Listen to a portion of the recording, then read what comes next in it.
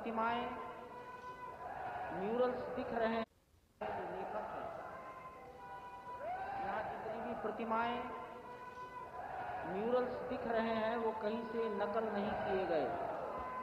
श्री वासुदेव कामत ने वाल्मीकि रामायण के वो श्लोक पढ़े, जो लेखक हैं, यहाँ जितनी भी प्रतिमाएं, म्यूरल्स दिख रहे हैं वो कहीं से नकल नहीं किए गए।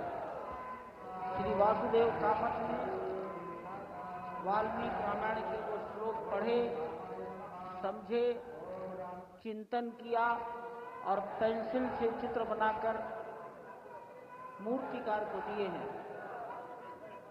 तभी उनका निर्माण हुआ है। उनको भारत सरकार ने पद्मश्री दिया है। वो देश के ख्यातिनाम चित्रकार हैं। उनका जन्म कर्नाटक में हुआ, लेकिन वो ज़्यादातर मुंबई में ही रहते हैं। संस्कार भारती के वो राष्ट्रीय अध्यक्ष रह चुके हैं।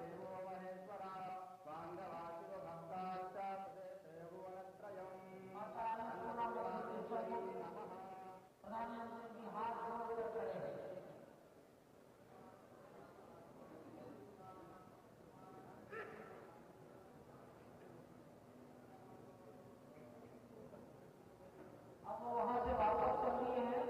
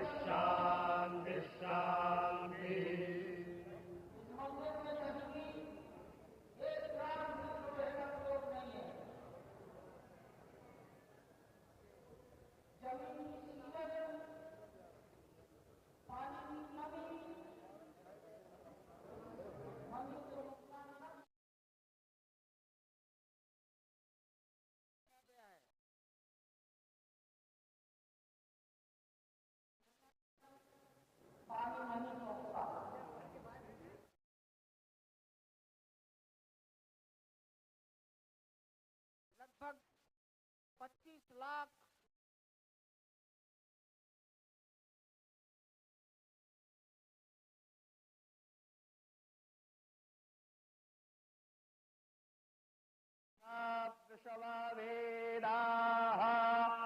स्वस्ति नस्तार्क्ष्यो अरिष्टानेमिः स्वस्ति नो बृहस्पतिर्दधातु प्रेखादशवा मारुताः पृश्नीमाताराः शोभञ्जावानो वेदथे खो जगमायाः अग्ने जिह्वा मानवाः सूरचक्षसो विषवेनो देवा अवसागामन्निः भद्रं कर्णेभिः श्रेणुयाम देवा भद्रं पश्येमाक्षभिर्जयतराः स्थिरैरङ्गैस्तुष्टो वाग्गोंसस्तनो भिर्व्यासे माहि देवहितं जदायुः हरिः ॐ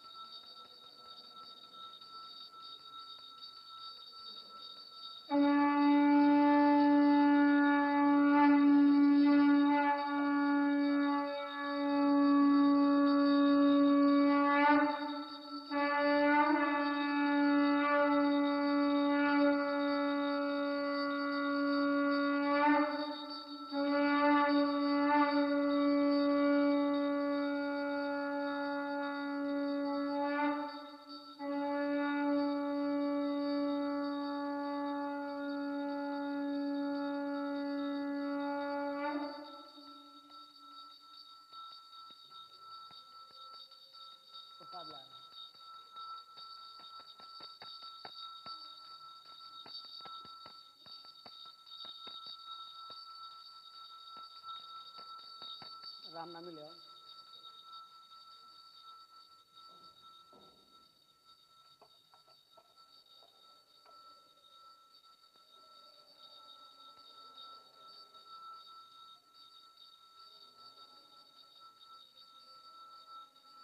अकाल मृत्युहरणं सर्वव्याधिविनाशनं श्रीराम शरणपादोदकं पीत्वा पुनर्जन्म न विद्यते।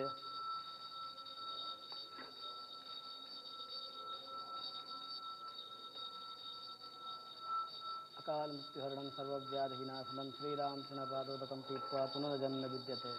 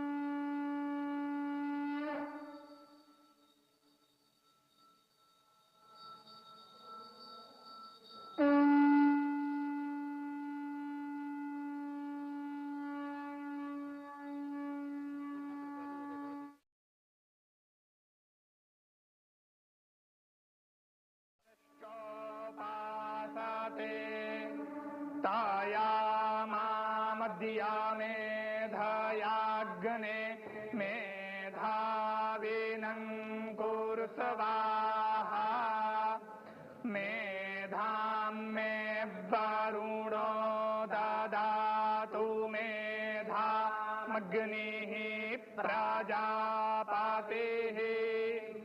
मेधामिन्द्रश्च वायुश्च मेधां धाता ददातु मे स्वाहा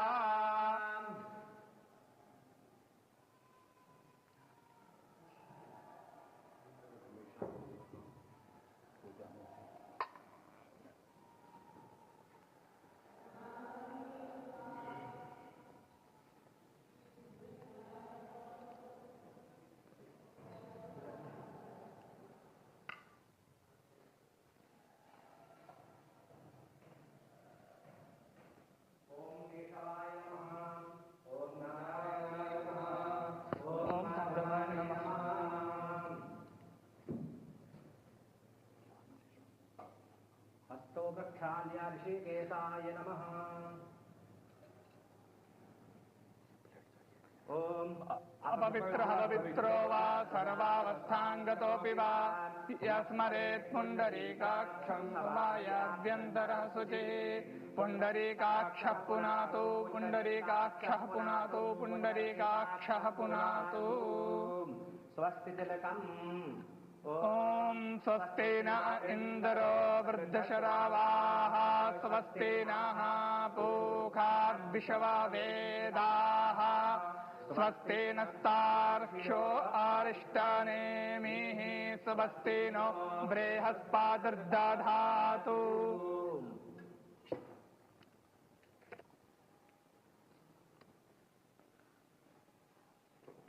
ओम ज्योतिर्ज्योतिरग्निः स्वाहा सूर्यो ज्योतिर्ज्योतिः सूर्यः स्वाहा अग्निर्वर्चो ज्योतिर्वर्चः स्वाहा सूर्यो वर्चो ज्योतिर्वर्चः स्वाहा ज्योतिः सूर्यः सूर्यो ज्योतिः स्वाहा चन्द्रमा मनसो जातश्चक्षोः सूर्यो अजायत श्रोत्राद्वायुश्च प्राणश्च मुखादग्निरजायत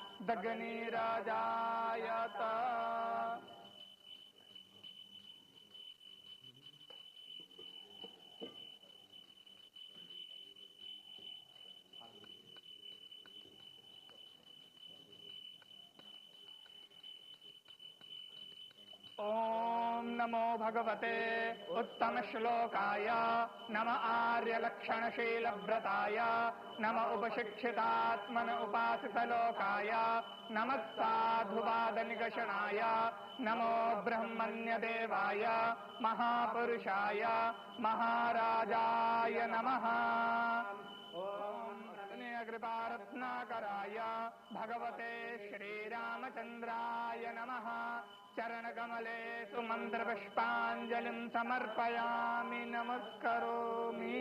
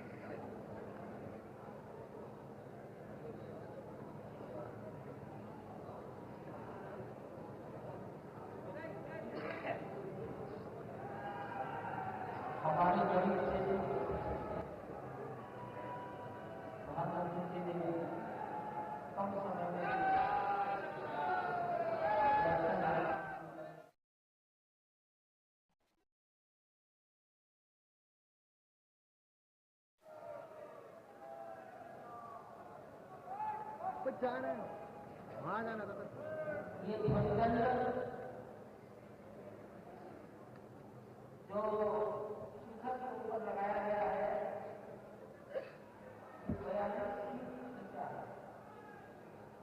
5 टन वजन का अब तुम इधर क्या कर रहे हैं?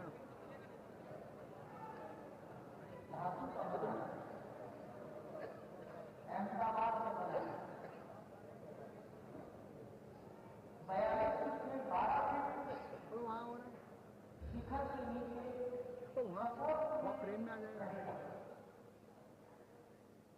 शिखर के ऊपर केवल 30 फीट ऊंचा होगा और शिखर 161 फीट ऊंचाई पर है। तो ध्वज टीम का है। जिस स्तर पर आपकी कुर्सियां लगी हैं, उस भूतल से 191 फीट ऊपर डायगोनल तिरछा चढ़ाया जाएगा। आप देखते होंगे मंदिर नीचे से चौड़ा होता है, जैसे जैसे ऊपर जाते हैं वो सिकोता जाता है। तो मंदिर पर ध्वज चढ़ाने के लिए दूर से रस्सी चढ़ाई जाएगी। सामान्यतया ध्वज बदलने के लिए मंदिर में सीढ़ियां लगा देते हैं लोहे की। लोहा पत्थर को खराब करेगा और इसलिए यहाँ वो सीढ़ियां टालने के लिए नहीं लगाए। ये सीधा प्रसारण श्री अयोध्या धाम से प्रधानमंत्री नरेंद्र मोदी मौजूद हैं भगवान श्री राम जन्मभूमि मंदिर में, जहां पर ध्वजारोहण अब से थोड़ी देर बाद होगा। प्रधानमंत्री नरेंद्र मोदी, उनके साथ मुख्यमंत्री योगी आदित्यनाथ, राष्ट्रीय स्वयंसेवक संघ के सरसंघचालक डॉक्टर मोहन भागवत, उत्तर प्रदेश की राज्यपाल आनंदीबेन पटेल। प्रधानमंत्री नरेंद्र मोदी ने श्री राम दरबार के दर्शन किए। श्री राम दरबार जिसकी स्थापना 3 से 5 जून के बीच की गई। श्री अयोध्या धाम से प्रधानमंत्री नरेंद्र मोदी मौजूद हैं भगवान श्री राम जन्मभूमि मंदिर में, जहां पर ध्वजारोहण अब से थोड़ी देर बाद होगा। प्रधानमंत्री नरेंद्र मोदी, उनके साथ मुख्यमंत्री योगी आदित्यनाथ, राष्ट्रीय स्वयंसेवक संघ के सरसंघचालक डॉक्टर मोहन भागवत, उत्तर प्रदेश की राज्यपाल आनंदीबेन पटेल। प्रधानमंत्री नरेंद्र मोदी ने श्री राम दरबार जन्मभूमि मंदिर में, जहां पर ध्वजारोहण अब से थोड़ी देर बाद होगा। प्रधानमंत्री नरेंद्र मोदी, उनके साथ मुख्यमंत्री योगी आदित्यनाथ, राष्ट्रीय स्वयंसेवक संघ के सरसंघचालक डॉक्टर मोहन भागवत, उत्तर प्रदेश की राज्यपाल आनंदीबेन पटेल। प्रधानमंत्री नरेंद्र मोदी ने श्री राम दरबार के दर्शन प्रधानमंत्री नरेंद्र मोदी ने श्री राम दरबार के दर्शन किए। दरबार जिसकी स्थापना 3 से 5 जून के बीच प्रथम तल पर की गई है भगवान श्री राम के। श्री राम दरबार में भगवान श्री राम, माता सीता, अनुज लक्ष्मण, भरत और शत्रुघ्न सब एक साथ हैं और साथ ही साथ कपीश हनुमान भी श्री राम दरबार के अभिन्न अंग हैं। कि प्रथम तल पर स्थापित किया गया है इस भव्य मंदिर में। और प्रधानमंत्री नरेंद्र मोदी ने राम दरबार के दर्शन किए। इससे पहले माता अन्नपूर्णा के मंदिर के दर्शन किए और राम दरबार राज्यपाल आनंदीबेन पटेल 5 जून के बीच प्रथम तल पर की गई है भगवान श्री राम के इस मंदिर में। राम दरबार उस भावना का प्रतीक है जो कहा जाता है कि सब नर रहें परस्पर प्रीति, चलहि स्वधर्म निरत श्रुत नीति, दैहिक दैविक भौतिक तापा, राम राज नहीं काहू ही व्यापा। सर्वोच्च संकल्पना, जो आदर्श संकल्पना जो शासन की गई है, वो राम राज्य के रूप में की गई है, राम दरबार के रूप में की गई है, जहाँ पर भगवान श्री राम, माता जानकी, भ्राता द्वय और साथ ही साथ भगवान हनुमान की स्थापना की जाती है और प्रतीक है राम के राज तिलक का, राज्याभिषेक का, रामराज का। श्रद्धान्वित हुए प्रधानमंत्री नरेंद्र मोदी राम दरबार में, माता अन्नपूर्णा के मंदिर में उन्होंने दर्शन किए और अब मंदिर परिसर में उपस्थित हैं, जनमानस के बीच, जनता जनार्दन के बीच, विशिष्ट अतिथियों के बीच, अवधपुर वासियों के बीच। और आज स्वर्णिम अध्याय लिखा जा रहा है श्री अयोध्या धाम में, जब ध्वजारोहण होगा उत्तुंग शिखर पर भगवान श्री राम के दिव्य भव्य नव्य मंदिर पे।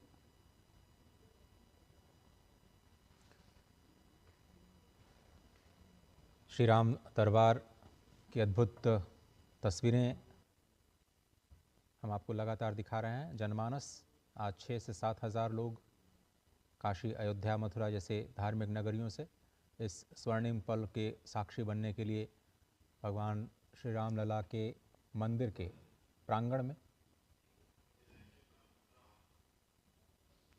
इस वक्त उपस्थित हैं और सभी प्रतीक्षा कर रहे हैं उन पलों की जब ये जो ध्वजदंड आपको दिख रहा है उस पर अद्भुत धर्म ध्वजा आज प्रतिष्ठित की जाएगी और इसी के साथ शंखनाद किया जाएगा। भगवान श्री राम के उन मूल्यों का संपूर्ण विश्व के समक्ष जब राज्य की कल्पना होती है तो एक आदर्श राज्य के रूप में राम राज्य को ही कहा जाता है। और श्री धाम अयोध्या में राम राज्य 11,000 वर्षों तक प्रतिष्ठित रहा। एक ऐसा शासनकाल जिसमें सभी लोग एक दूसरे से प्रेम करते थे, किसी भी व्यक्ति के जीवन में किसी भी तरह का क्लेश नहीं था। आज कलयुग में हम सिर्फ उसकी कल्पना कर सकते हैं, लेकिन त्रेता युग में 11,000 वर्षों तक भगवान श्री राम ने माता सीता के साथ उसी राम दरबार की झलक जो इस वक्त हम प्रतिमाओं के रूप में आज दर्शन कर पा रहे हैं, उस साकार रूप में इसी अयोध्या धाम पर संपूर्ण मानवता को अपने दिव्य आलोक से प्रकाशित करती हुई नज़र आ रही है। और रामराज्य की जब हम कल्पना करते हैं तो कहा जाता है कि 11,000 वर्षों के दौरान कभी किसी की अकाल मृत्यु नहीं हुई, किसी भी पिता के सामने उसके पुत्र की मृत्यु नहीं हुई। यहाँ तक कि इस पूरे शासनकाल में किसी भी दुर्घटना से किसी की मृत्यु नहीं हुई। कहीं पर आगजनी की खबरें नहीं आई, किसी के रोगी होने की खबरें नहीं आई।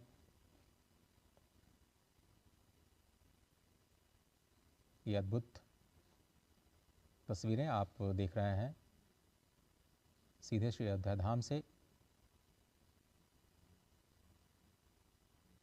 प्रधानमंत्री नरेंद्र मोदी सबसे पहले उन्होंने दर्शन किए सप्त मंदिर के, उसके बाद माता अन्नपूर्णा, श्री शावतार श्री लक्ष्मण जी के मंदिर के दर्शन, राम दरबार में पूजा अर्चना, श्री रामलला के दिव्य मंदिर में पूजा अर्चना आरती का कार्यक्रम। और अब सभी लोग प्रतीक्षा कर रहे हैं आज के इस अभिजीत मुहूर्त की, जो कि करीब 12 बजे ये होगा। 12 बजे अभिजीत मुहूर्त सुनिश्चित होता है और अभिजीत मुहूर्त में ही प्रधानमंत्री नरेंद्र मोदी जनता जनार्दन के सम्मुख ध्वजारोहण करेंगे। 11:55 से लेकर आगे के अभिजीत मुहूर्त में जो संयोग बना है, जो सुखद संयोग है, उसमें अभिजीत मुहूर्त में ही भूमि पूजन हुआ था, अभिजीत मुहूर्त में ही प्राण प्रतिष्ठा हुई थी और अभिजीत मुहूर्त में ही आज ध्वजारोहण हो रहा है। भगवान राम, श्री राम साक्षात धर्म के विग्रह माने जाते हैं। श्री राम जन्मभूमि तीर्थ क्षेत्र का जो ध्येय वाक्य है वो कहा गया है रामो विग्रहवान धर्मः, और जो श्लोक है वो कहा गया है रामो विग्रहवान धर्मः। श्री राम धर्म के साक्षात विग्रह हैं। साधु सत्य पराक्रमः, साधु हैं, सत्य शाश्वत हैं और पराक्रमी हैं।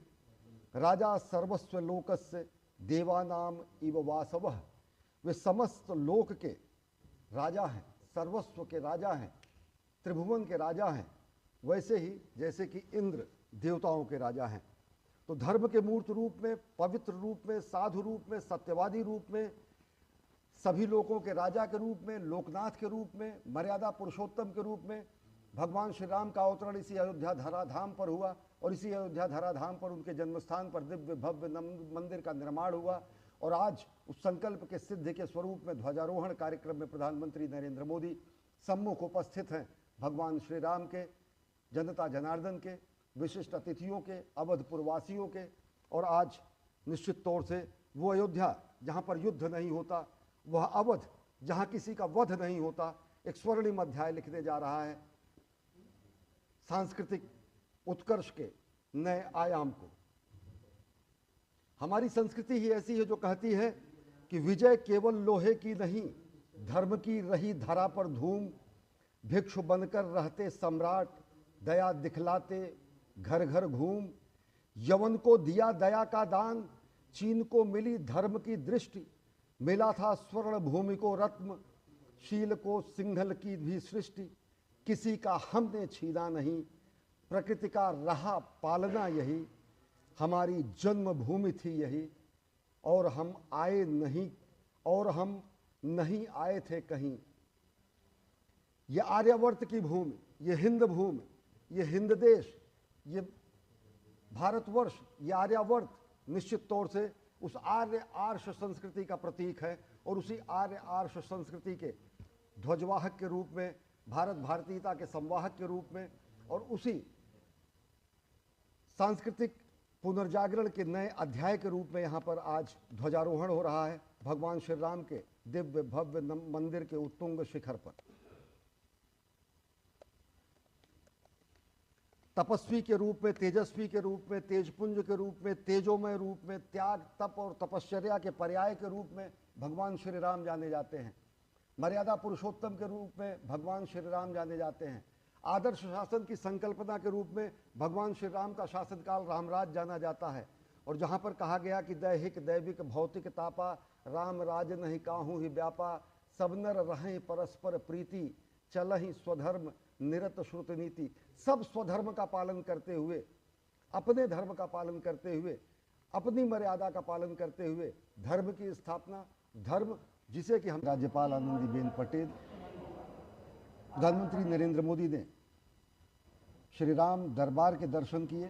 श्री राम दरबार जिसकी स्थापना 3 से 5 जून के बीच और समाज कल्याण के मूल शाश्वत मूल्यों को समेकित किए रहता है। धर्म जो कि सर्व कल्याण और लोकमंगल का पर्याय है, उसी धर्म का अनुसरण करते हुए भगवान श्री राम ने पूरे विश्व संस्कृति के सामने रामराज की स्थापित किया। और आज इसी सांस्कृतिक अध्याय में नया अध्याय जुड़ रहा है। जब ये शिखर आप देख रहे हैं, उत्तुंग शिखर, स्वर्ण जड़ित ये गुंबद, और स्वर्ण जड़ित गुंबद के ऊपर ये उत्तुंग दंड, और उत्तुंग दंड पर ये विशिष्ट भगवान श्री राम के मंदिर का ध्वज, जिसमें ओम जो कि भगवान का ओंकार नाम है, जो कि कोविदार जो कि सूर्यवंशी अयोध्या का राजवृक्ष है, और जहाँ पर भगवान सूर्य जो कि स्वयं भगवान श्री राम के सूर्यवंश के होने के पर्याय हैं, इन 3 प्रतीकों को समेकित किए हुआ यह ध्वज आज यहाँ पर इसका आरोहण होगा। यह ध्वज यहाँ पर फहराया जाएगा। और निश्चित तौर से ये केसरिया ध्वज हमारे ऋषियों के रंग को समेकित किया हुआ है, हुतात्माओं के रुधिर को समेकित किया हुआ है।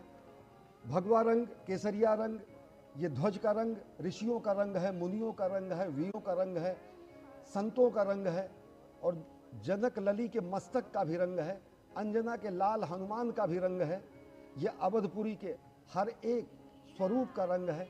ये भगवा रंग है, ये सनातन सत्य शास्त्र संस्कृति का रंग है, जो अपने आप में वीरता को, पराक्रम को, त्याग को, तपश्चर्या को, बलिदान को और विश्व कल्याण के लिए अपनी अस्थिदान को भी देने वाली संस्कृति का पर्याय है।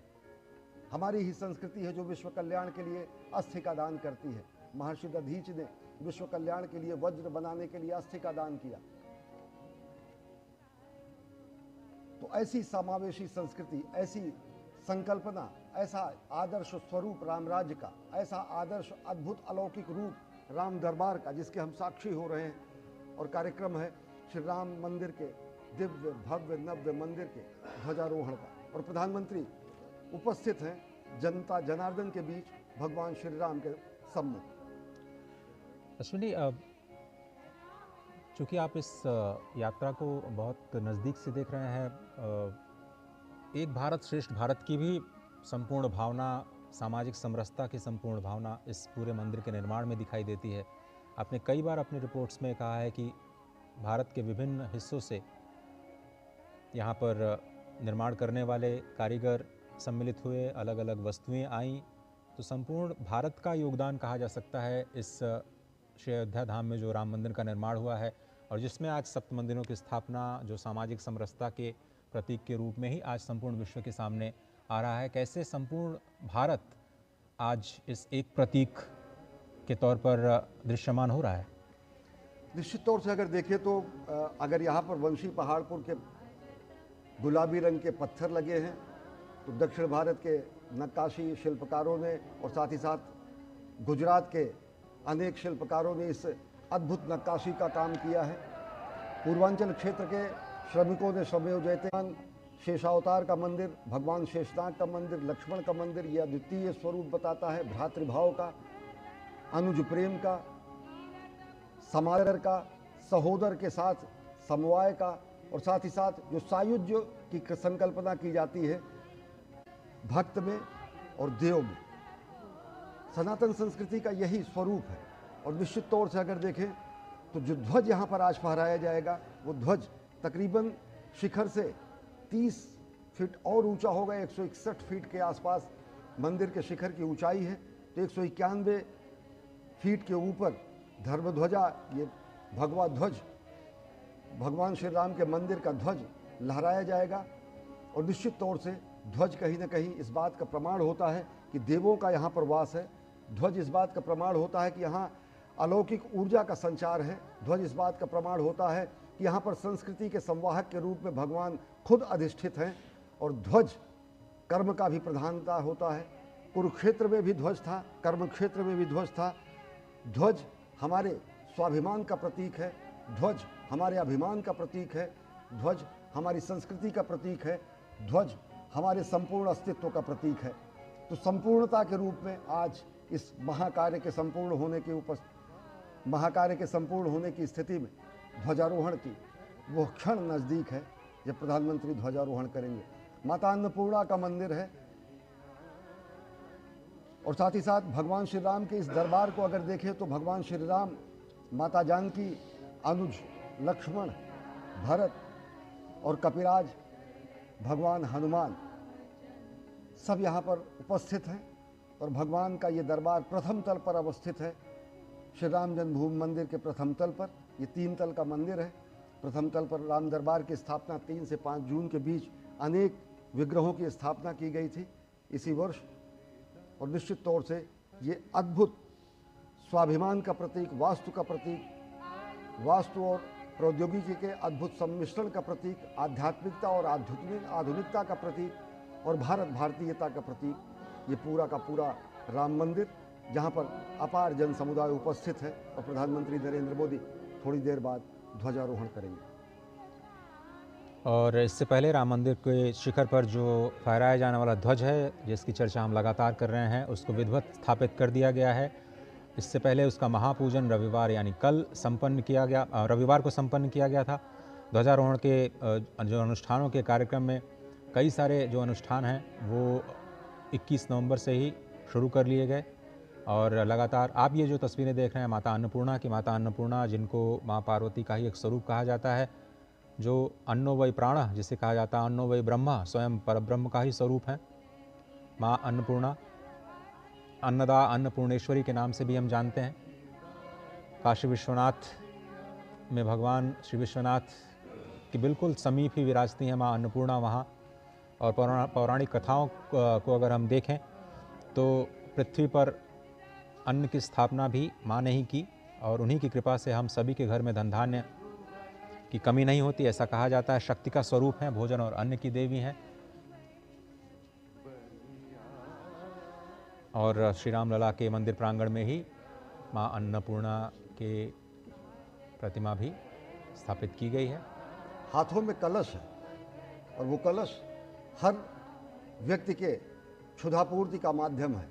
माता अन्नपूर्णा का ये स्वरूप शक्ति रूपेण संस्था का स्वरूप है। भगवान श्री राम का ये बाल विग्रह अभूतपूर्व ऊर्जा का संचार करता है जब लोग देखते हैं कि 5 सदियों की मनोकामना और मनोरथ पूर्ण हुआ, जब प्राण प्रतिष्ठा हुई। और प्राण प्रतिष्ठा के साथ साथ जगत प्रतिष्ठा भी हुई भारत की। सत्य सनातन धर्म अधिष्ठित शुभ मंगल बेला आई, भारत माँ की जगत प्रतिष्ठा यज्ञ पताका लहराई। और अब से थोड़ी देर बाद ध्वजारोहण होगा। और भारत माता के ही स्वरूप को भी अन्नपूर्णा के स्वरूप में देखा जाता है। पौराणिक रूप से अन्नपूर्णा माता का मंदिर यहाँ परिसर में स्थापित किया गया है। और माँ भारती को भी हम अन्नपूर्णा के रूप में मानते हैं, जिनके शस्य श्यामल सुजलाम सुफलाम इस पूरे शस्य श्यामला धरती से अन्न निकलता है। और देशवासियों के कोटि कोटि देशवासियों का उदर पूजन होता है, क्षुधा समाप्त होती है। और कहा गया है कि अन्नपूर्णा भारत माता जग के सब दुख दैन्य मिटाएं, अर्पित कर दे मातृभूमि को तन मन धन और प्राण को। अन्नपूर्णा माता के रूप में भारत माता भी है अन्नपूर्ण। और देखिए ये विह्वल हैं लोग, राम धुन पर, वहाँ पर चलने वाले भजन पर, वहाँ पर चलने वाले संगीत पर लोग आह्लादित हैं, क्योंकि ये ऐसा युगांतकारी क्षण है जिसकी वर्षों से लोगों की प्रतीक्षा थी। श्रमजीवी भी हैं, अवधपुर के लोग भी हैं, पूर्वांचल के लोग भी हैं, विशिष्ट जन भी हैं। और राम के दरबार में तो खैर कोई विशिष्ट नहीं रहता। भगवान श्री राम के दरबार में समत्व और ममत्व का ही बोध होता है। और भाव विह्वल कर देने वाली ये तस्वीरें आप देख रहे हैं श्री राम मंदिर अयोध्या धाम से। अश्विनी, हमारे संविधान की मूल प्रति में भी ये जो राम दरबार है उसकी छवियां अंकित हैं। ऐसा भी कहा जाता है कि जो मूल प्रति है उसमें भगवान श्री राम, पर नीति निर्देशक तत्व पे अगर देखें तो राम कथा वर्णित है, भगवान बुद्ध वर्णित हैं। और उसको समादृत स्थान से, समादृत रूप से संविधान के मूल स्वरूप में उसको अवस्थित किया गया था और कैलीग्राफी की गई है। वो मूल प्रतियां संरक्षित भी हैं, लेकिन कालांतर में जो एक ब्लैक एंड वाइट स्वरूप आया संविधान का, उनमें उन आलेखों को कहीं ना कहीं हटाया गया। तो निश्चित तौर से राम अगर देखें तो संपूर्ण भारत की चेतना है। भगवान श्री राम केवल सनातन धर्म के आराध्य ही नहीं, राम नाम भी है, राम अभिवादन भी है, राम जीवन भी है, राम वृत्ति भी है। और प्रधानमंत्री नरेंद्र मोदी ने एक बार बहुत पहले एक कविता लिखी थी, मैं उसका उद्धरण करना चाहूँगा। प्रधानमंत्री नरेंद्र मोदी ने लिखा कि राम व्यक्ति को नहीं, वृत्ति को प्राप्त संज्ञा है।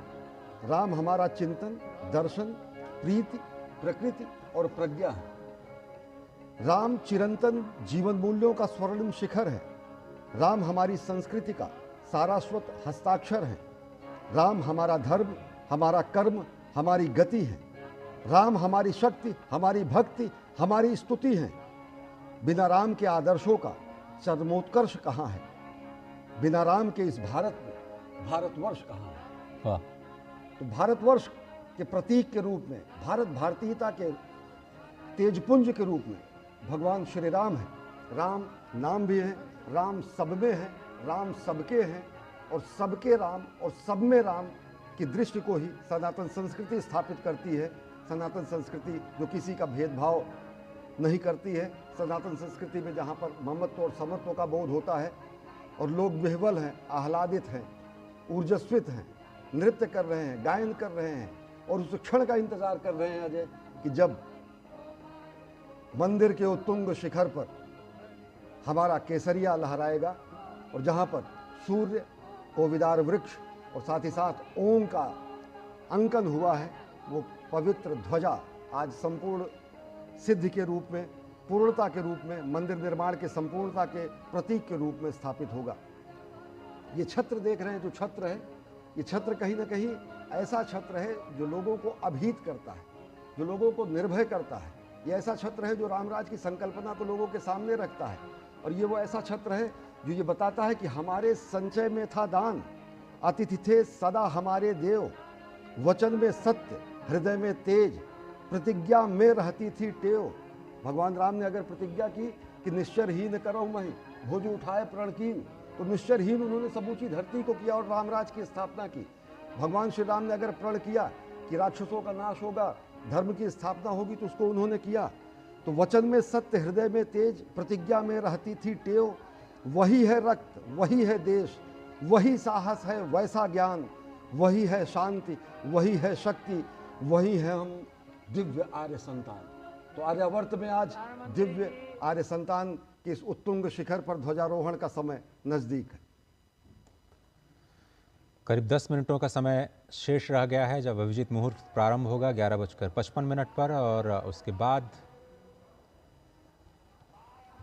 जो भगवान श्री राम लला के मंदिर के शिखर पर दंड है उसमें धर्मध्वज की प्रतिस्थापना की जाएगी। सीधी तस्वीरें आप देख रहे हैं श्री अयोध्या धाम से।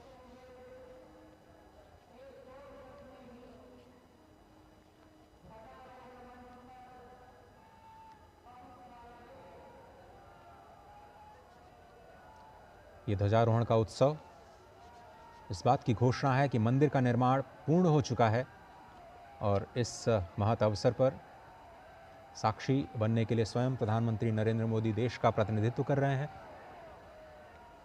श्री धाम अयोध्या, जिसे परब्रह्म का स्वरूप कहा जाता है,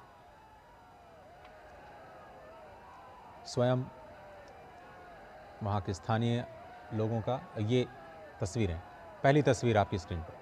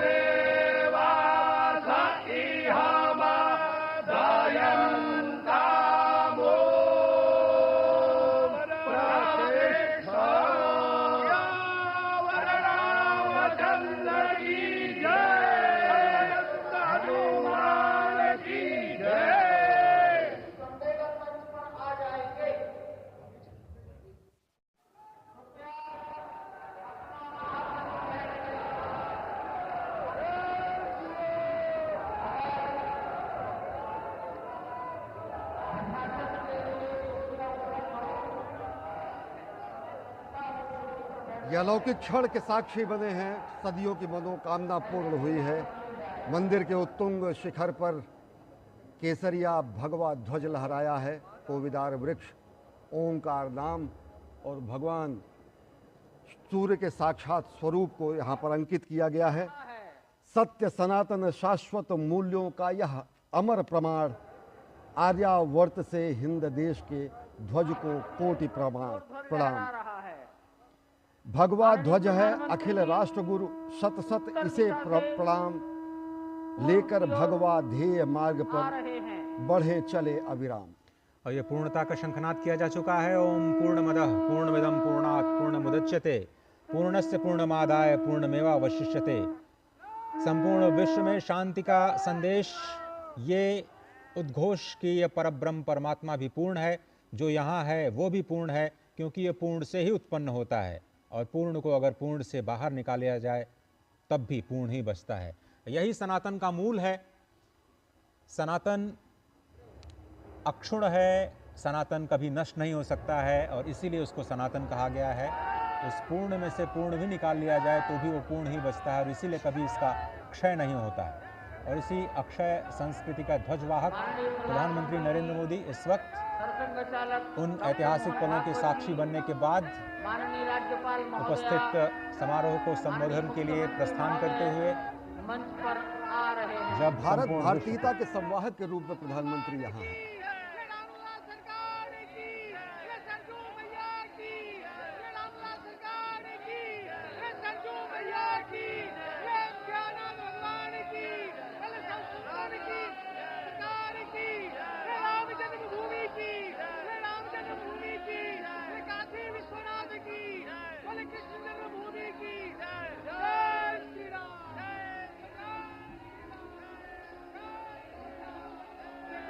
मंच की ओर से आपका अभिवादन किया गया।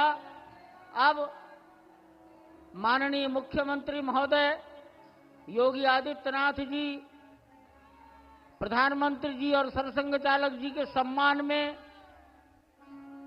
उनको कुछ भेंट करेंगे और भेंट के पश्चात अपना सम्मान भाषण सबको देंगे।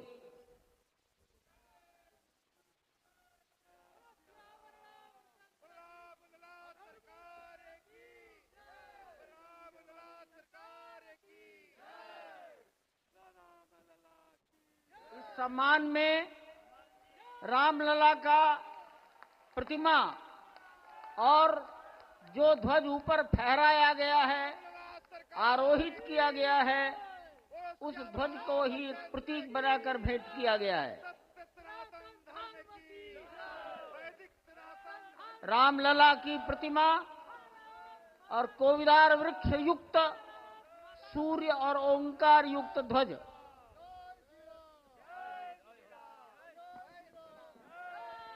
सियावर रामचंद्र भगवान की, माता जानकी की, सरयू मैया की, भारत माता की, नमः पार्वती पतिये हर हर।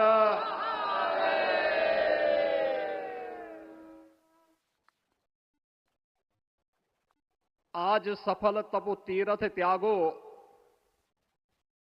आज सुफल जप जोग विरागो, सफल सकल शुभ साधन साजो, राम तुम्हें अवलोकत आजो। श्री अयोध्या धाम में मर्यादा पुरुषोत्तम भगवान श्री राम के भव्य मंदिर पर ध्वजारोहण एक यज्ञ की पूर्णाहुति नहीं बल्कि एक नए युग का शुभारंभ है। इस अवसर पर भारत के भाग्य को वैश्विक मंच पर एक नई ऊंचाई पर पहुंचाने वाले दुनिया के सबसे लोकप्रिय राजनेता और भारत के यशस्वी प्रधानमंत्री आदरणीय श्री नरेंद्र मोदी जी का मैं उत्तर प्रदेश सरकार और उत्तर प्रदेश वासियों की ओर से, सभी राम भक्तों की ओर से हृदय से स्वागत करता हूं, अभिनंदन करता हूं।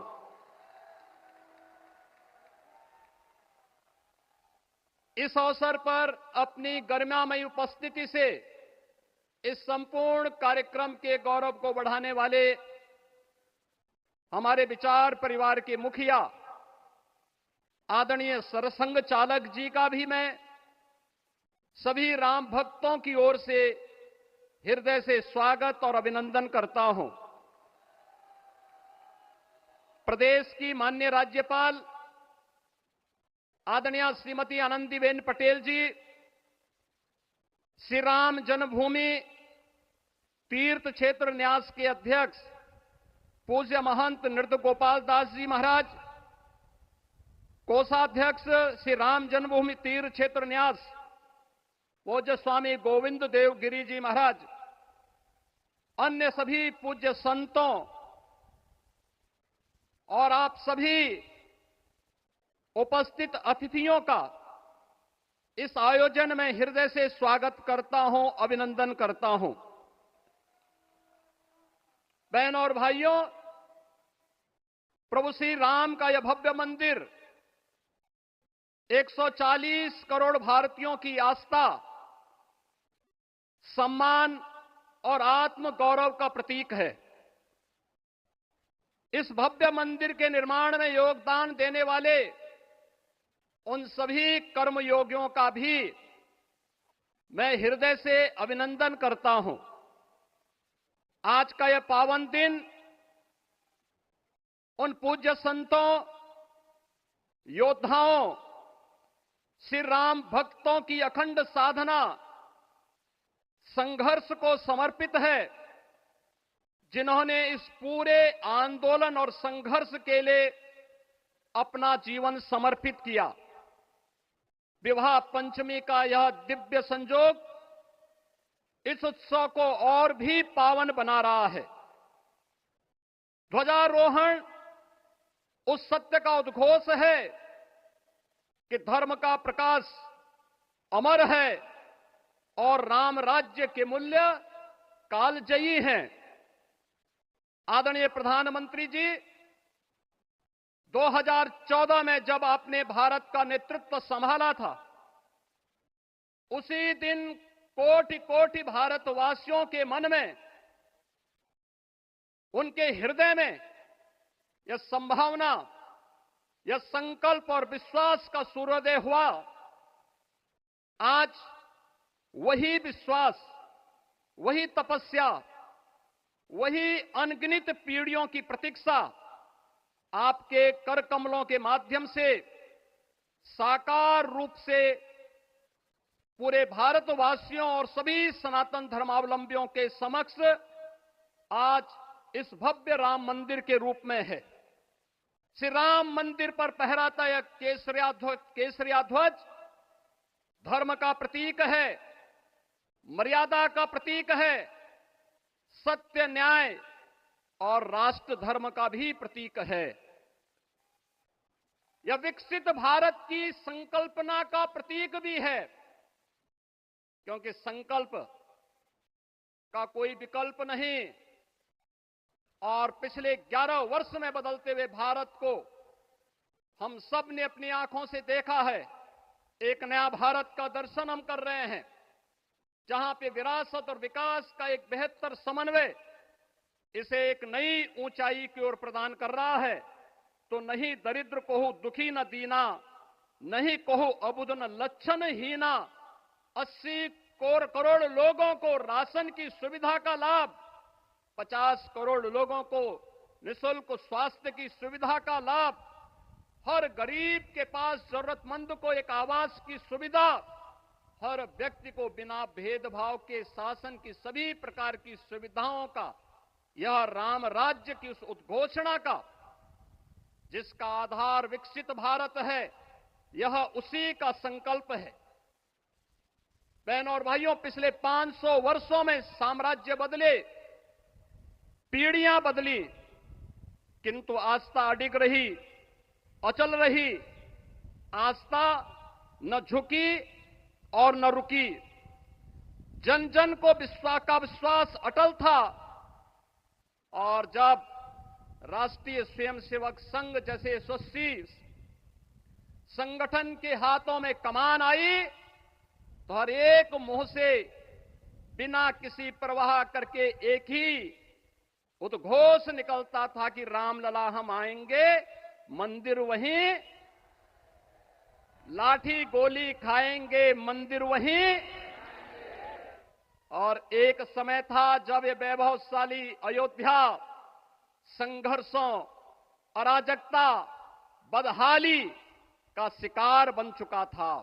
लेकिन आदरणीय प्रधानमंत्री जी के मार्गदर्शन और नेतृत्व में आज अयोध्या उत्सवों की एक वैश्विक राजधानी बन रही है। यहां हर दिन एक पर्व है, हर दान एक प्रताप है, और हर दिशा में राम राज्य की पुनर्स्थापना का दिव्य अनुभूति हो रही है। आज श्री राम लला की ये पावन नगरी आस्था और आधुनिकता की, आस्था एवं अर्थव्यवस्था के एक नए युग में प्रवेश कर चुकी है। बेहतर कनेक्टिविटी है। यहां पर धर्मपथ, रामपथ, भक्तिपथ, पंचकोसी और 14 कोसी परिक्रमा के साथ साथ 84 कोसी की परिक्रमा श्रद्धालु और भक्तों को एक नए मार्ग और आस्था को एक नया सम्मान प्रदान कर रही है। महर्षि वाल्मीकि के नाम पर स्थापित अंतर्राष्ट्रीय एयरपोर्ट अंतर्राष्ट्रीय और राष्ट्रीय स्तर पर उस कनेक्टिविटी को बेहतर सुविधा उपलब्ध करवा रही है। हर प्रकार की सुविधा आज अयोध्या धाम में इसे आस्था और आधुनिकता के साथ ही आस्था और अर्थव्यवस्था के एक नए केंद्र के रूप में और देश की पहली सोलर सिटी के रूप में भी, इसे सस्टेनेबल स्मार्ट सिटी के रूप में इस नई अयोध्या का दर्शन आदरणीय प्रधानमंत्री जी के मार्गदर्शन में आज हम सबको देखने को मिल रहा है। आज का यह दिन हम सबके लिए, हर भारतवासी के लिए, हर सनातन धर्मावलंबी के लिए आत्म गौरव का दिन है, राष्ट्र गौरव का दिन है। इस अवसर पर अपने व्यस्ततम दिनचर्या से आदरणीय प्रधानमंत्री जी ने इस कार्यक्रम में समय निकाल करके प्रभु श्री राम के भव्य मंदिर में इस केसरिया ध्वज का आरोहण स्वयं अपने कर कमलों से किया है। मैं इस अवसर पर उनका हृदय से आभार व्यक्त करते हुए अभिनंदन करता हूं, स्वागत करता हूं आदरणीय सरसंघ चालक जी का और अन्य सभी सम्मानित अतिथियों, पूज्य संतों, आप सभी राम भक्तों का मैं हृदय से स्वागत और अभिनंदन करते हुए अपनी वाणी को देता हूं विराम। जय जय श्री राम। राष्ट्रीय स्वयंसेवक संघ के सरसंघ चालक डॉक्टर मोहन भागवत जी को मैं अपने संबोधन के लिए आमंत्रित करता हूं।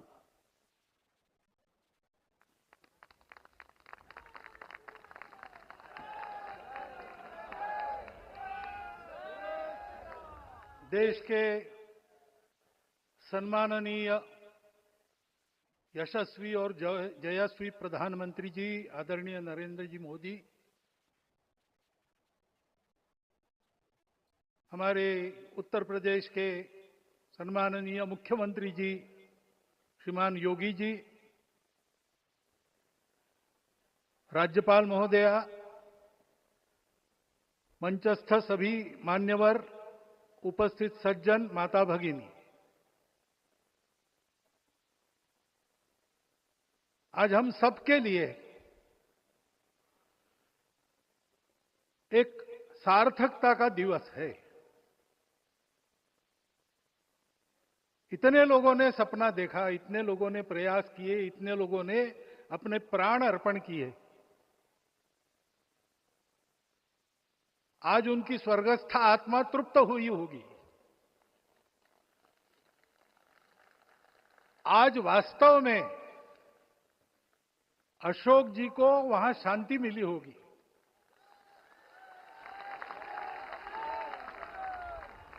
महंत रामचंद्र दास जी महाराज, श्रीमान दालमिया जी, कितने संत, कितने गृहस्थ, कितने विद्यार्थी, उन्होंने अपना प्राणार्पण किया, अपना पसीना बहाया। जो पीछे रहे वो भी रोज ये इच्छा मन में व्यक्त करते रहे कि मंदिर बनेगा बनेगा, बन गया। और आज उस मंदिर निर्माण की शास्त्रीय प्रक्रिया पूर्ण हो गई,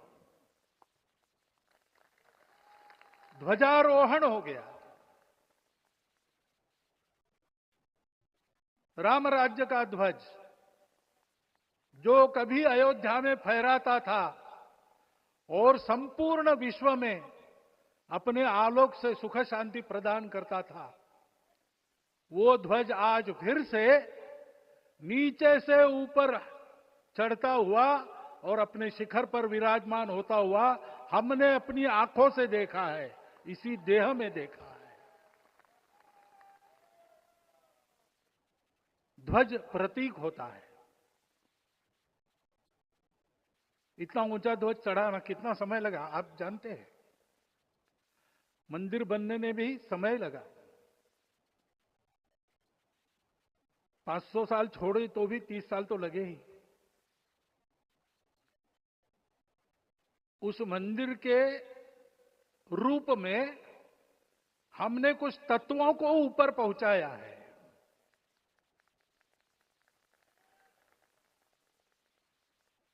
सारा विश्व जिससे ठीक चलेगा,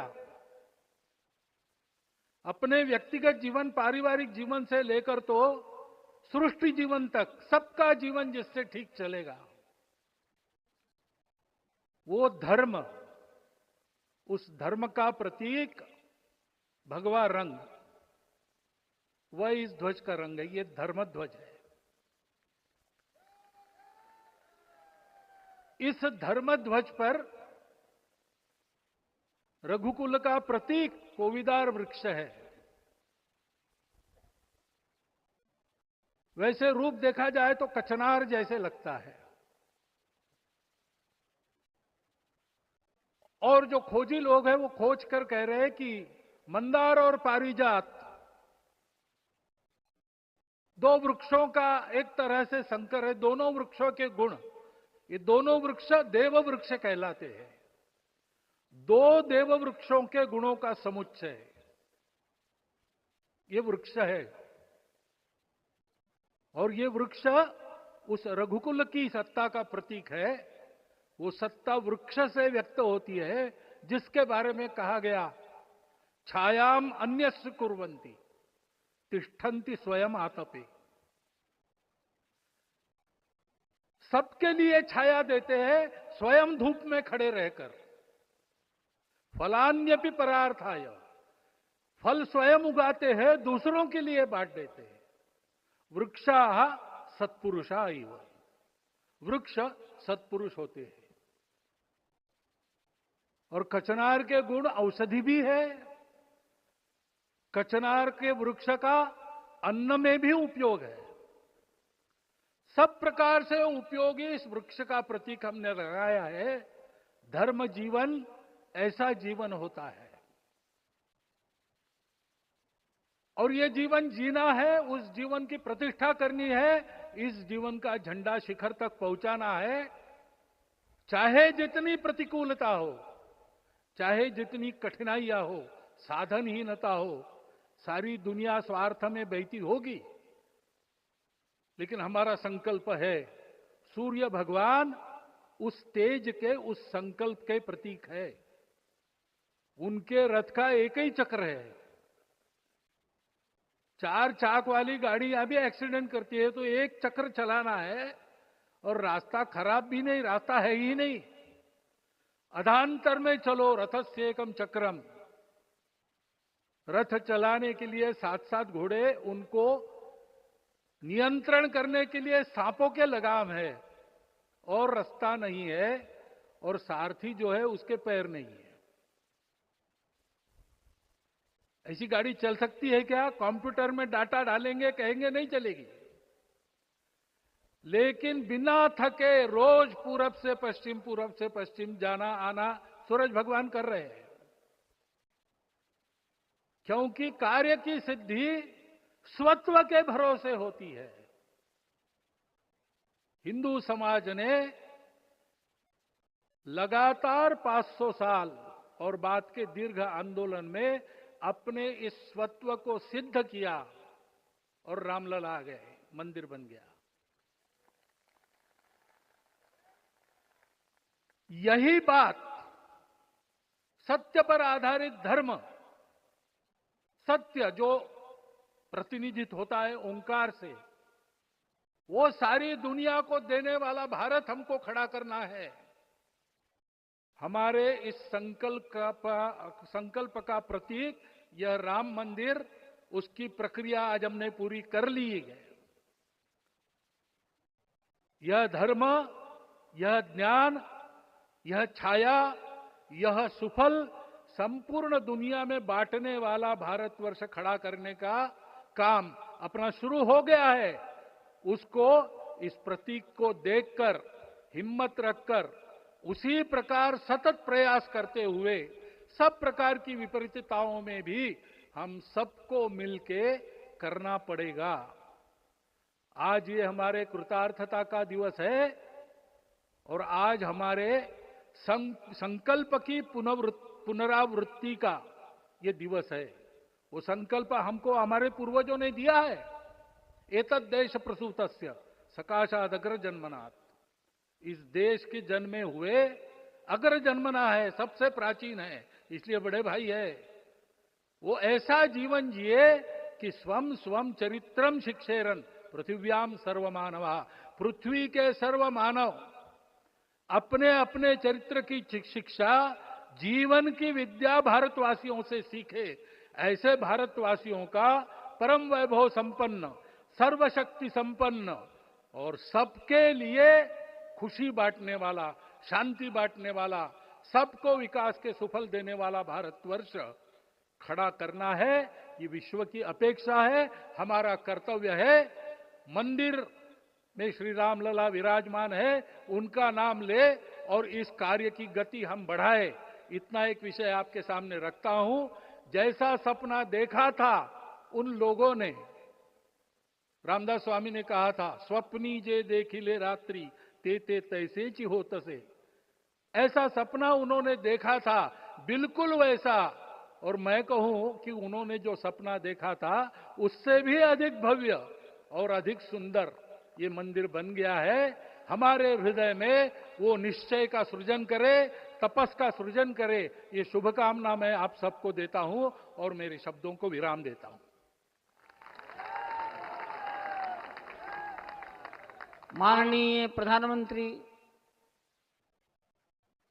अपना संबोधन, अपने विचार संपूर्ण विश्व को प्रदान करें, ये निवेदन मैं उनके सम्मुख करता हूं।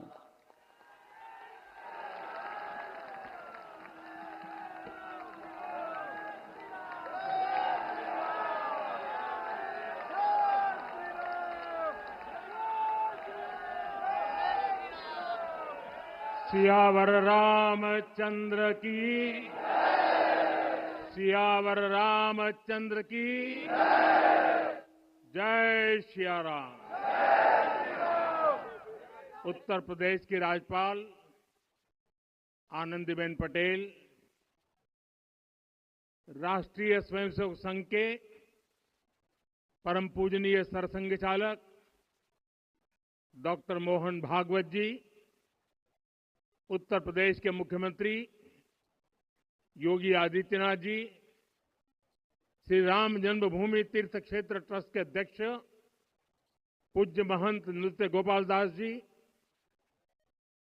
पूज्य संत समाज,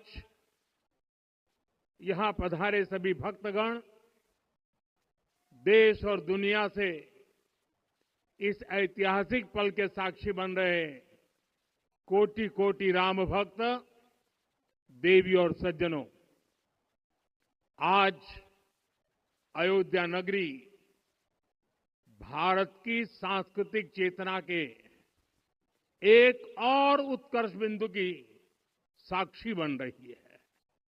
आज संपूर्ण भारत, संपूर्ण विश्व राममय है।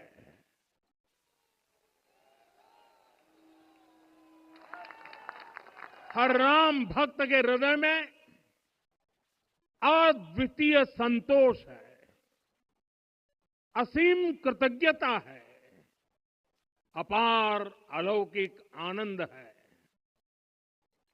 सदियों के घाव भर रहे हैं, सदियों की वेदना आज विराम पा रही है, सदियों का संकल्प आज सिद्धि को प्राप्त हो रहा है। आज उस यज्ञ की पूर्णाहुति है जिसकी अग्नि 500 वर्ष तक प्रज्वलित रही, जो यज्ञ एक पल भी आस्था से डिगा नहीं, एक पल भी विश्वास से टूटा नहीं। आज भगवान श्री राम के गर्भगृह की अनंत ऊर्जा, श्री राम परिवार का दिव्य प्रताप इस धर्म ध्वजा के रूप में इस दिव्यतम भव्यतम मंदिर में प्रतिष्ठापित हुआ है। और साथियों, ये धर्म ध्वजा केवल एक ध्वजा नहीं, ये भारतीय सभ्यता के पुनर्जागरण का ध्वज है। इसका भगवा रंग, इस पर रचित सूर्य वंश की ख्याति, वर्णित ओम शब्द और अंकित कोविदार वृक्ष राम राज्य की कीर्ति को प्रतिरूपित करता है। ये ध्वज संकल्प है, ये ध्वज सफलता है, ये ध्वज संघर्ष से सृजन की गाथा है, ये ध्वज सदियों से चले आ रहे स्वप्नों का साकार स्वरूप है। ये ध्वज संतों की साधना और समाज की सहभागिता की सार्थक परिणति है। साथियों, आने वाली सदियों और सहस्त्र शताब्दियों तक ये धर्म ध्वज प्रभु राम के आदर्शों और सिद्धांतों का उद्घोष करेगा। ये धर्म ध्वज आह्वान करेगा, सत्यमेव जयते नानृतम, यानी जीत सत्य की ही होती है, असत्य की नहीं। ये धर्म ध्वज उद्घोष करेगा, सत्यम एक पदम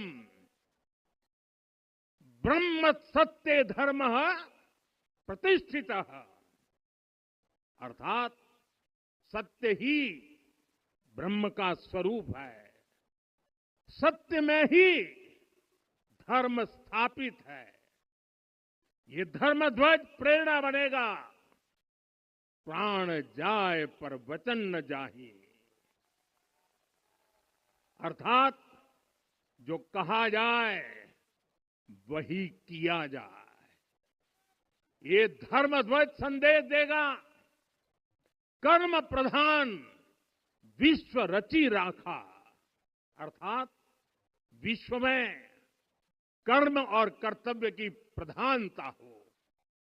ये धर्म ध्वज कामना करेगा, बैर न विग्रह आस न त्रासा, सुखमय ताही सदा सब आशा। यानी भेदभाव, पीड़ा, परेशानी से मुक्ति, समाज में शांति और सुख हो। ये धर्म ध्वज हमें संकल्पित करेगा, नहीं दरिद्र को दुखी न दीना। यानी हम ऐसा समाज बनाएं जहां गरीबी न हो, कोई दुखी या लाचार न हो। साथियों, हमारे ग्रंथों में कहा गया है, आरोपितम ध्वजम दृष्ट्वा ये अभिनंदनित धार्मिका ते अपि सर्वे प्रमुच्यते महापातक कोटि भी। यानी जो लोग किसी कारण मंदिर नहीं आ पाते और दूर से मंदिर के ध्वज को प्रणाम कर लेते हैं, उन्हें भी उतना ही पुण्य मिल जाता है। साथियों, ये धर्म ध्वज भी इस मंदिर के ध्येय का प्रतीक है। ये ध्वज दूर से ही राम लला की जन्मभूमि के दर्शन कराएगा और युगों युगों तक प्रभु श्री राम के आदेशों और प्रेरणाओं को मानव मात्र तक पहुंचाएगा। साथियों, मैं संपूर्ण विश्व के करोड़ों राम भक्तों को इस अविस्मरणीय क्षण की, इस अद्वितीय अवसर की हार्दिक शुभकामनाएं देता हूं। मैं आज उन सभी भक्तों को भी प्रणाम करता हूं, हर उस दानवीर का भी आभार व्यक्त करता हूं जिसने राम मंदिर निर्माण के लिए अपना सहयोग दिया। मैं राम मंदिर के निर्माण से जुड़े हर श्रमवीर, हर कारीगर, हर योजनाकार, हर वास्तुकार, सभी का अभिनंदन करता हूं। साथियों, अयोध्या वह भूमि है जहां आदर्श आचरण में बदलते हैं। यही वह नगरी है जहां श्री श्री राम ने अपना जीवन पथ शुरू किया था। इसी अयोध्या ने संसार को बताया कि एक व्यक्ति कैसे समाज की शक्ति से, उसके संस्कारों से पुरुषोत्तम बनता है। जब श्री राम अयोध्या से वनवास को गए तो वे युवराज राम थे, लेकिन जब लौटे तो मर्यादा पुरुषोत्तम बनकर के आए और उनके मर्यादा पुरुषोत्तम बनने में महर्षि वशिष्ठ का ज्ञान, महर्षि विश्वामित्र की दीक्षा, महर्षि अगस्त्य का मार्गदर्शन, निषाद राज की मित्रता, मां शबरी की ममता, भक्त हनुमान का समर्पण, इन सब की अनगिनत ऐसे लोगों की महत्वपूर्ण भूमिका रही है। साथियों, विकसित भारत बनाने के लिए भी समाज की इसी सामूहिक शक्ति की आवश्यकता है। मुझे बहुत खुशी है कि राम मंदिर का दिव्य प्रांगण भारत के सामूहिक सामर्थ्य की भी चेतना स्थली बन रहा है। यहां 7 मंदिर बने हैं। यहां माता शबरी का मंदिर बना है, जो जनजातीय समाज के प्रेम भाव और आतिथ्य परंपरा की प्रतिमूर्ति है। यहां निषादराज का मंदिर बना है। ये उस मित्रता का साक्षी है जो साधन नहीं, साध्य को, उसकी भावना को पूजती है। यहां एक ही स्थान पर माता अहिल्या है, महर्षि वाल्मीकि है, महर्षि वशिष्ठ है, महर्षि विश्वामित्र है, महर्षि अगस्त्य है और संत तुलसीदास है। रामलला के साथ साथ इन सभी ऋषियों के दर्शन भी यहीं पर होते हैं। यहां जटायु जी और गिलहरी की मूर्तियां भी है, जो बड़े संकल्पों की सिद्धि के लिए हर छोटे से छोटे प्रयास के महत्व को दिखाती है। मैं आज हर देशवासी से कहूंगा कि वो जब भी राम मंदिर आए तो सप्त मंदिर के दर्शन भी अवश्य करें।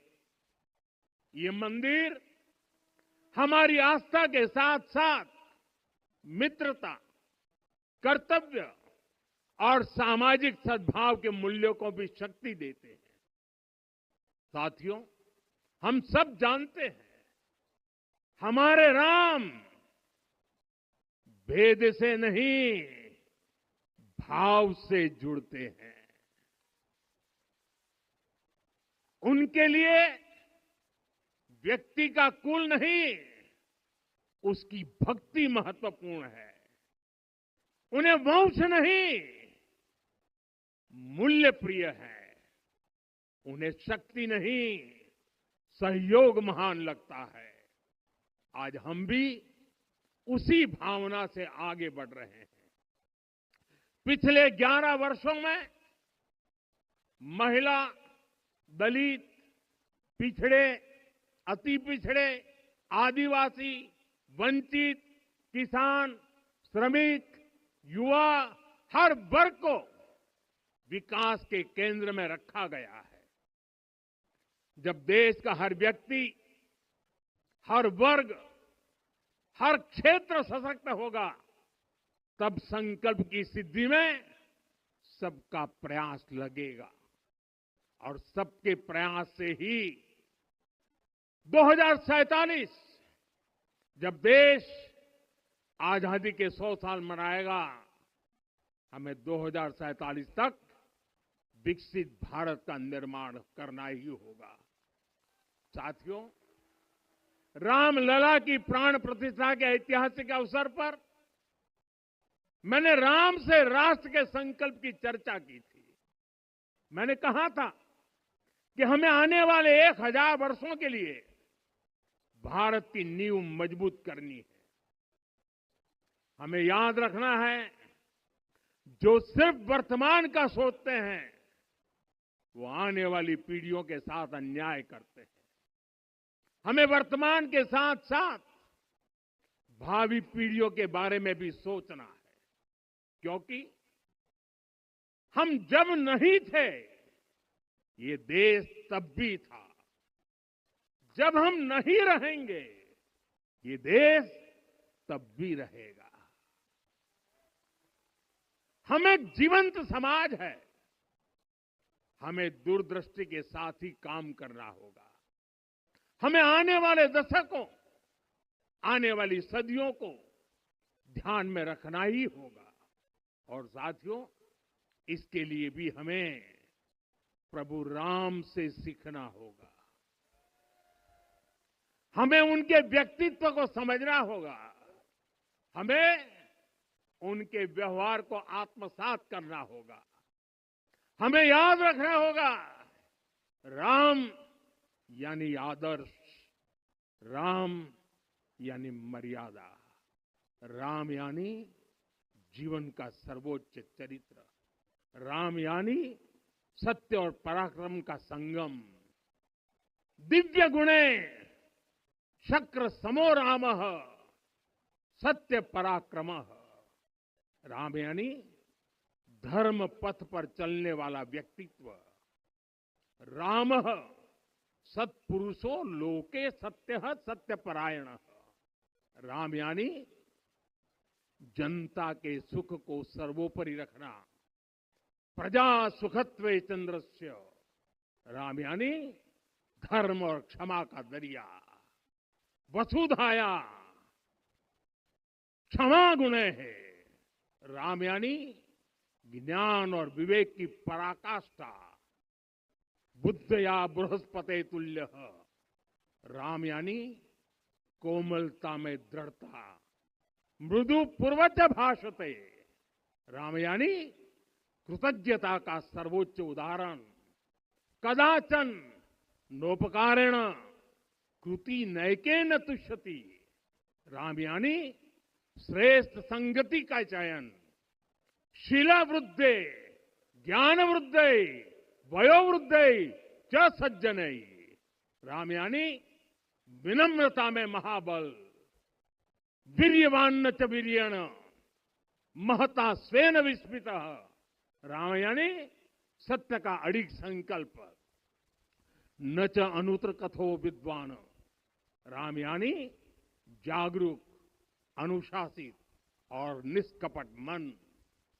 निस्तिंद्र अपम्रत च स्वदोष परदोषवित। साथियों, राम सिर्फ एक व्यक्ति नहीं, राम एक मूल्य है, एक मर्यादा है, एक दिशा है। अगर भारत को साल 2047 तक विकसित बनाना है, अगर समाज को सामर्थ्यवान बनाना है, तो हमें अपने भीतर राम को जगाना होगा। हमें अपने भीतर के राम की प्राण प्रतिष्ठा करनी होगी। और इस संकल्प के लिए आज से बेहतर दिन और क्या हो सकता है। साथियों, 25 नवंबर का यह ऐतिहासिक दिन अपनी विरासत पर गर्व का एक और अद्भुत क्षण लेकर आया है। इसकी वजह है धर्म ध्वजा पर अंकित कोविदार वृक्ष। ये कोविदार वृक्ष इस बात का उदाहरण है कि जब हम अपनी जड़ों से कट जाते हैं तो हमारा वैभव इतिहास के पन्नों में दब जाता है। साथियों, जब भरत अपनी सेना के साथ चित्रकूट पहुंचे तो लक्ष्मण ने दूर से ही अयोध्या की सेना को पहचान लिया। ये कैसे हुआ, इसका वर्णन वाल्मीकि जी ने किया है। और वाल्मीकि जी ने क्या वर्णन किया है? उन्होंने कहा है, विराजित उद्गत स्कंधम कोविदार ध्वजः रथे। लक्ष्मण कहते हैं, राम, सामने जो तेजस्वी प्रकाश में विशाल वृक्ष जैसा ध्वज दिखाई दे रहा है, वही अयोध्या की सेना का ध्वज है। उस पर कोविदार का शुभ चिन्ह अंकित है। साथियों, आज जब राम मंदिर के प्रांगण में कोविदार फिर से प्रतिष्ठित हो रहा है, यह केवल एक वृक्ष की वापसी नहीं है, यह हमारी स्मृति की वापसी है, हमारी अस्मिता का पुनर्जागरण है, हमारी स्वाभिमानी सभ्यता का पुनः उद्घोष है। कोविदार वृक्ष हमें याद दिलाता है कि जब हम अपनी पहचान भूलते हैं तो हम स्वयं को खो देते हैं, और जब पहचान लौटती है तो राष्ट्र का आत्मविश्वास भी लौट आता है। और इसलिए मैं कहता हूं, देश को आगे बढ़ना है तो अपनी विरासत पर गर्व करना होगा। साथियों, अपनी विरासत पर गर्व के साथ साथ एक और बात भी महत्वपूर्ण है, और वो है गुलामी की मानसिकता से पूरी तरह मुक्ति। आज से 190 साल पहले 190 साल पहले साल 1835 में 1835 में मैकाले नाम के एक अंग्रेज ने भारत को अपनी जड़ों से उखाड़ने के बीज बोए थे। मैकाले ने भारत में मानसिक गुलामी की नींव रखी थी। 10 साल बाद यानी 2035 में उस अपवित्र घटना को 200 वर्ष पूरे हो रहे हैं। कुछ दिन पहले मैंने एक कार्यक्रम में आग्रह किया था कि हमें आने वाले 10 वर्षों तक उस 10 वर्षों का लक्ष्य लेकर चलना है कि भारत को गुलामी की मानसिकता से मुक्त करके रहेंगे। साथियों, सबसे बड़ा दुर्भाग्य यह है कि मैकाले ने जो कुछ सोचा था उसका प्रभाव कहीं व्यापक हुआ। हमें आजादी मिली लेकिन हीन भावना से मुक्ति नहीं मिली।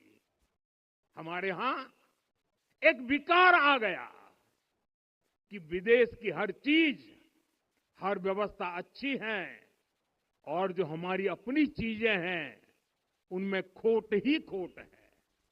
साथियों, गुलामी की यही मानसिकता है जिसने लगातार यह स्थापित किया।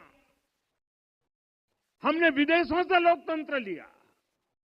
कहा गया कि हमारा संविधान भी विदेश से प्रेरित है, जबकि सच ये है कि भारत लोकतंत्र की जननी है,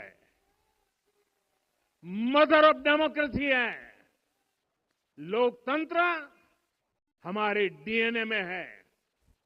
साथियों, अगर आप तमिलनाडु जाएंगे तो तमिलनाडु के उत्तरी हिस्से में कहा गया कि हमारा संविधान भी विदेश से प्रेरित है, जबकि सच ये है कि भारत लोकतंत्र की जननी है, मदर ऑफ डेमोक्रेसी है। लोकतंत्र हमारे डीएनए में है।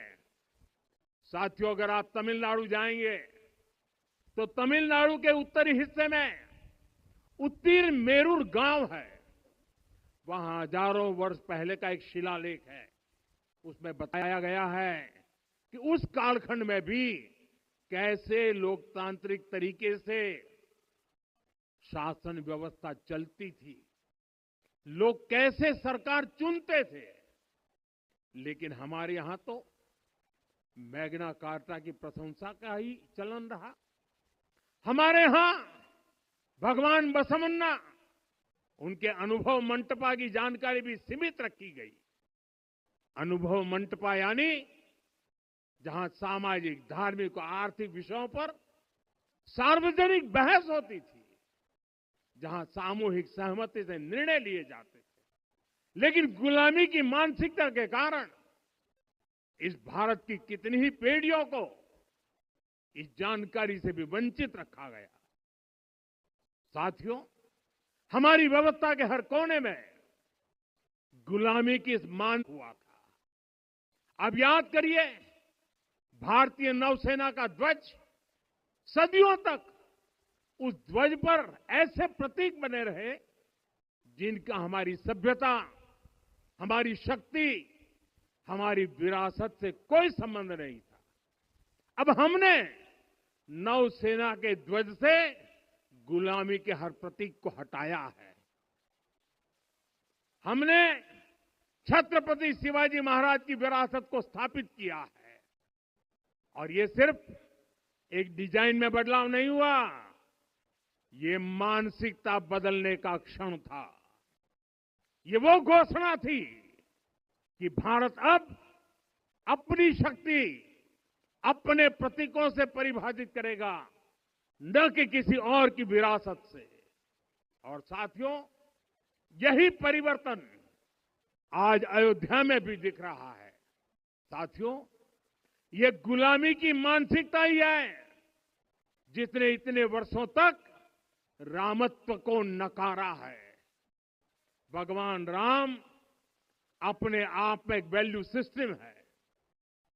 ओरछा के राजा राम से लेकर रामेश्वरम के भक्त प्रभु राम से लेकर मिथिला के पाहुन राम जी तक भारत के हर घर में, हर भारतीय के मन में और भारतवर्ष के हर कण कण में राम है।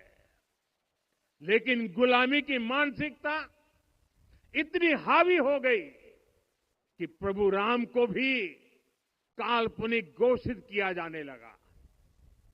साथियों, अगर हम ठान ले अगले 10 साल में मानसिक गुलामी से पूरी तरह मुक्ति पा लेंगे और तब जाकर के ऐसी ज्वाला प्रज्वलित होगी, ऐसा आत्मविश्वास बढ़ेगा कि 2047 तक विकसित भारत का सपना पूरा होने से भारत को कोई रोक नहीं पाएगा। आने वाले 1000 वर्ष के लिए भारत की नींव तभी सशक्त होगी जब मैकाले की गुलामी के प्रोजेक्ट को हम अगले 10 साल में पूरी तरह ध्वस्त करके दिखा देंगे। साथियों, अयोध्या धाम में रामलला का मंदिर परिसर भव्य से भव्यतम हो रहा है और साथ ही अयोध्या को संवारने का काम लगातार जारी है। आज अयोध्या फिर से वह नगरी बन रही है जो दुनिया के लिए उदाहरण बनेगी। त्रेता युग की अयोध्या ने मानवता को नीति दी। 21वीं सदी की अयोध्या मानवता को विकास का नया मॉडल दे रही है। तब अयोध्या मर्यादा का केंद्र थी, अब अयोध्या विकसित भारत का मेरुदंड बनकर उभर रही है। साथियों, भविष्य की अयोध्या में पौराणिकता और नूतनता का संगम होगा। सरयू जी की अमृत धारा और विकास की धारा एक साथ बहेगी। यहां आध्यात्म और आर्टिफिशियल इंटेलिजेंस दोनों का तालमेल दिखेगा। राम पथ, भक्ति पथ और जन्मभूमि पथ से नई अयोध्या के दर्शन होते हैं। अयोध्या में भव्य एयरपोर्ट है। अयोध्या में आज शानदार रेलवे स्टेशन है। वंदे भारत और अमृत भारत एक्सप्रेस जैसी ट्रेनें अयोध्या को बाकी देश से जोड़ रही हैं। अयोध्या वासियों को सुविधाएं मिले, उनके जीवन में समृद्धि आए, इसके लिए निरंतर काम चल रहा है। साथियों, जब से प्राण प्रतिष्ठा हुई है तब से लेकर आज तक करीब 45 करोड़ श्रद्धालु यहां दर्शन के लिए आ चुके हैं। ये वो पवित्र भूमि है जहां 45 करोड़ लोगों के चरण रज पड़े हैं और इससे अयोध्या और आसपास के लोगों की आय में आर्थिक परिवर्तन आया है, वृद्धि हुई है। कभी अयोध्या विकास के पैमानों में बहुत पीछे थी, आज अयोध्या नगरी यूपी के अग्रणी शहरों में से एक बन रही है। साथियों, 21वीं सदी का आने वाला समय बहुत महत्वपूर्ण है। आजादी के बाद के 70 साल में भारत विश्व की 11वीं सबसे बड़ी अर्थव्यवस्था बना। 70 साल में 11वीं। लेकिन पिछले 11 साल में ही भारत विश्व की 5वीं सबसे बड़ी अर्थव्यवस्था बन चुका है। और वो दिन दूर नहीं जब भारत विश्व की 3री सबसे बड़ी अर्थव्यवस्था भी बन जाएगा। आने वाला समय नए अवसरों का है, नई संभावनाओं का है और इस अहम कालखंड में भी भगवान राम के विचार ही हमारी प्रेरणा बनेंगे। जब श्री राम के सामने रावण विजय जैसा विशाल लक्ष्य था, तब उन्होंने कहा था, सौरज धीरज ते ही रथ चाका, सत्यशील दृढ़ ध्वज पताका, बल विवेक दम परहित गोरे, क्षमा कृपा समता रजु जोरे। यानी रावण पर विजय पाने के लिए जो रथ चाहिए, शौर्य और धैर्य उसके पहिए हैं, उसकी ध्वजा सत्य और अच्छे आचरण की है, बल विवेक संयम और परोपकार इस रथ के घोड़े हैं, लगाम के रूप में क्षमा दया और समता है जो रथ को सही दिशा में रखते हैं। साथियों, विकसित भारत की यात्रा को गति देने के लिए ऐसा ही रथ चाहिए, ऐसा रथ जिसके पहिए शौर्य और धैर्य हो, यानी चुनौतियों से टकराने का साहस भी हो और परिणाम आने तक दृढ़ता से डटे रहने का धैर्य भी हो। ऐसा रथ जिसकी ध्वजा सत्य और सर्वोच्च आचरण हो, यानी नीति नियत और नैतिकता से समझौता कभी न हो।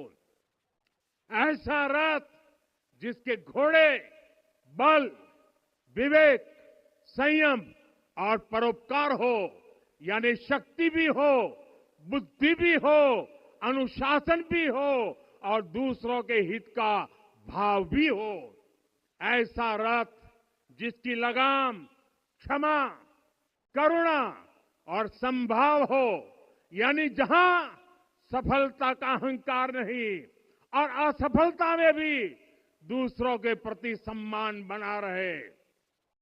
और इसलिए मैं आदरपूर्वक कहता हूं, ये पल कंधे से कंधा मिलाने का है, ये पल गति बढ़ाने का है। हमें वो भारत बनाना है जो राम राज्य से प्रेरित हो, और ये तभी संभव है जब स्वयं हित से पहले देश हित होगा, जब राष्ट्र हित सर्वोपरि रहेगा। एक बार फिर आप सभी को बहुत बहुत शुभकामनाएं देता हूं। जय सिया राम, जय सिया राम, जय सिया राम। माननीय प्रधानमंत्री जी, सरसंघ चालक जी अब यहां से विदा लेंगे। आप सब बंधु खड़े होकर उनके आगमन पर अपनी कृतज्ञता व्यक्त कर सकते हैं।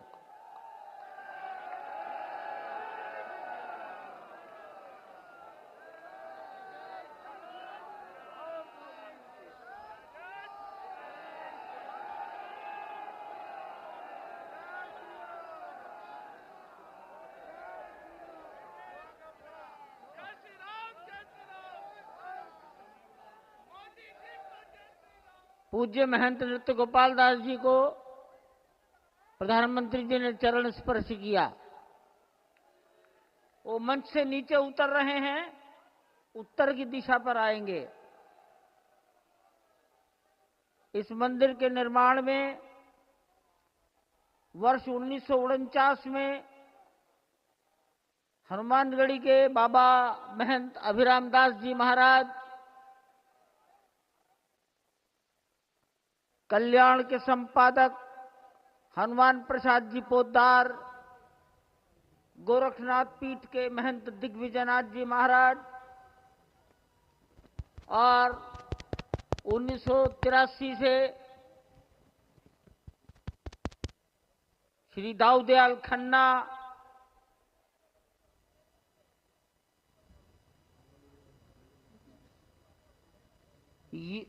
यो महंत अवेद्यनाथ जी महाराज, परमहंस रामचंद्र दास जी महाराज, जगत गुरु शंकराचार्य ज्योतिष स्वामी शांतानंद जी महाराज, राम जन्मभूमि परिसर में उपस्थित जनता जनार्दन का जगत गुरु रामानंद ऐतिहासिक क्षण, स्वर्णिम अध्याय, अयोध्या के सांस्कृतिक चेतना के उत्कर्ष के साक्षी स्वरूप में पहुंचे प्रधानमंत्री नरेंद्र मोदी, और उन्होंने मंदिर धर्म ध्वजा का आरोहण किया। प्रधानमंत्री नरेंद्र मोदी ने कहा कि समस्त भारत, समूचा विश्व राममय है। अलौकिक आनंद की अनुभूति हो रही है। सदियों के घाव भर रहे हैं, सदियों की वेदना विराम ले रही है और सदियों के संकल्प की सिद्धि हुई है।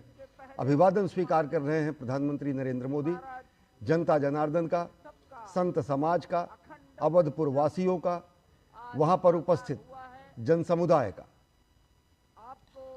कई सारे संदेश भी प्रधानमंत्री के संबोधन में पूरे विश्व के लिए थे। सबसे बड़ी बात कि उन्होंने कहा कि हमें वो भारत बनाना है जो राम राज्य से प्रेरित हो।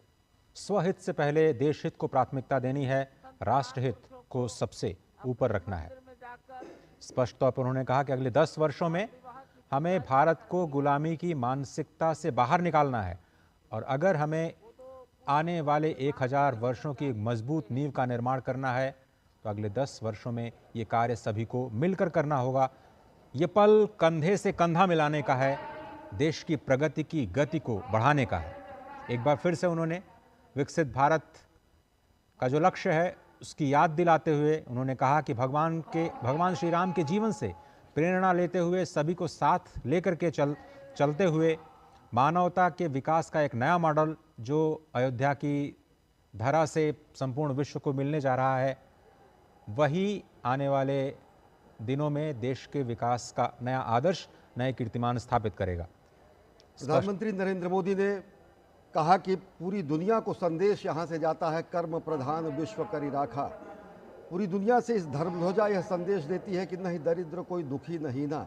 पूरी दुनिया को यहाँ से संदेश जाता है कि ये मंदिर के ध्येय का प्रतीक है और आदर्श को आचरण में समाहित करने का उन्होंने आह्वान किया।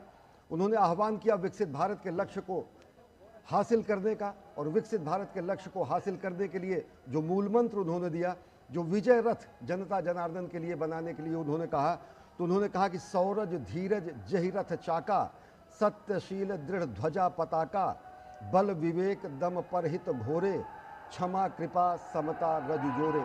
एक समत्व रूपी मर्यादित स्वरूप में सत्यशील, बल विवेक, इनके समुच्चय के स्वरूप में समूचे भारतीयों का उन्होंने आह्वान किया कि विकसित भारत के निर्माण के लिए प्राण प्रण से जुट जाएं और अगले 2047 तक विकसित भारत के स्वप्न को साकार करें। गुलामी की मानसिकता को अगले 10 वर्षों में समाप्त कर देने का आह्वान किया प्रधानमंत्री नरेंद्र मोदी ने।